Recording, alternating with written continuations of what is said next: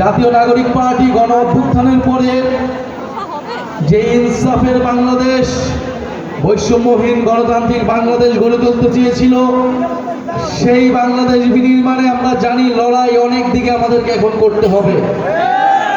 লড়াই কেবল একদিকে নয়, আমরা সেটার জন্য প্রস্তুত আছি। আমরা জানি আমাদের জীবনের নিরাপত্তা আপনারা আমরা ছাড়া আর কেউ দিবে না। আপনারাই আমাদের বৈধতা, আপনারাই আমাদের নিরাপত্তা।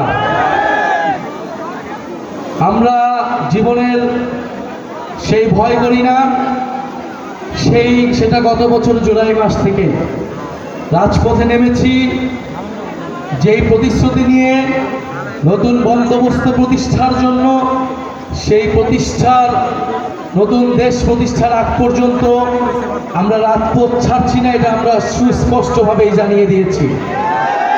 আরেকটি কথা বলতে চাই, আওয়ামী লীগকে আমরা 5ই আগস্টের পরেই বলেছি যে আওয়ামী লীগ কেবল একটা রাজনৈতিক দল না,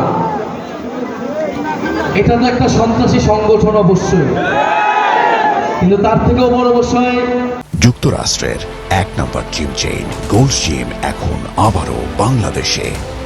বসুন্ধরা আবাসিক এলাকা ও বসুন্ধরা সিটি শপিং মলে। এটা একটা ফ্যাসিস্ট মতাদর্শ, এই আদর্শকেও পরাস্ত করতে হবে। শুধু আইনিভাবে সাময়িকভাবে নিষিদ্ধ করে আমরা আওয়ামী লীগের মোকাবেলা করতে পারবো না।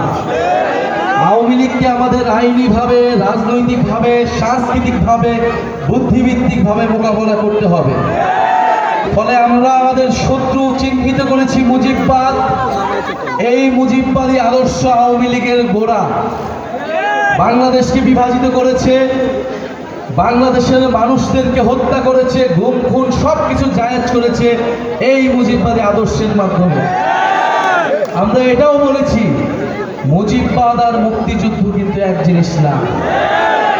ফলে আমাদের এই মুজিববাদীদের হাত থেকে আমাদের মুক্তিযুদ্ধকে রক্ষা করতে হবে, বাংলাদেশের জনগণকে রক্ষা করতে হবে, ভবিষ্যৎ প্রজন্মকে রক্ষা করতে হবে।